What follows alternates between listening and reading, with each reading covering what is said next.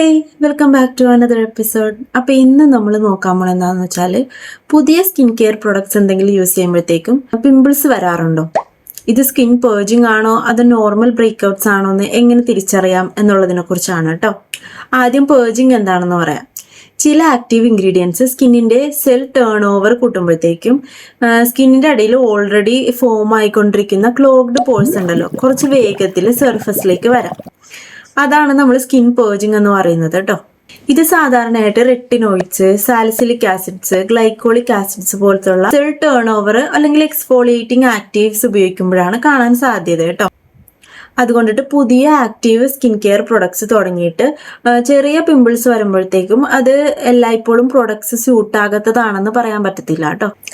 പേർജിങ് ആണെങ്കിൽ സാധാരണയായിട്ട് നമുക്ക് പിമ്പിൾസ് വരാനിരിക്കുന്ന ഏരിയാസ് ഉണ്ടല്ലോ, ഏരിയാസിൽ തന്നെ ആയിരിക്കും കേട്ടോ വരുന്നത്.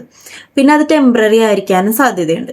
പക്ഷെ പ്രൊഡക്റ്റ് യൂസ് ചെയ്തതിന് ശേഷം കംപ്ലീറ്റ്ലി ന്യൂ ഏരിയാസിലൊക്കെ പിമ്പിൾസ് വരുന്നുണ്ടെങ്കിൽ, അല്ലെങ്കിൽ സ്കിന്നിൽ ഇച്ചിങ്, ബേണിങ്, റെഡ്നെസ് പോലുള്ള ഇറിറ്റേഷൻ ഉണ്ടാക്കുന്നെങ്കിൽ അത് പേർജിങ് ആണെന്ന് അസ്യൂം ചെയ്യാൻ പറ്റത്തില്ല കേട്ടോ. അത് പ്രൊഡക്ട്സിനോടുള്ള ഇറിറ്റേഷൻ അല്ലെങ്കിൽ ബ്രേക്ക്ഔട്ട്സ് ആയിരിക്കും കേട്ടോ. സോ പുതിയ പ്രൊഡക്ട്സ് യൂസ് ചെയ്തിട്ട് പിമ്പിൾസ് വന്നാൽ ഉടനെ അത് പേർജിങ് ആണെന്ന് കരുതി കണ്ടിന്യൂ ചെയ്യുന്നതിന് മുമ്പ് നമ്മൾ സ്കിൻ എങ്ങനെയാണ് റിയാക്ട് ചെയ്യുന്നത് കൂടി ഒന്ന് നോക്കണം കേട്ടോ. അപ്പോൾ ഇതുപോലുള്ള കുറച്ച് ബ്യൂട്ടി ഡൗട്ട്സ് ഒക്കെ സിമ്പിളായിട്ട് മനസ്സിലാക്കാൻ ബ്യൂട്ടി ബേസിക്സിൽ ഇനി എപ്പിസോഡ് വരുന്നതായിരിക്കും കേട്ടോ. അപ്പോൾ നെക്സ്റ്റ് എപ്പിസോഡിൽ കാണാം. Okay guys, by.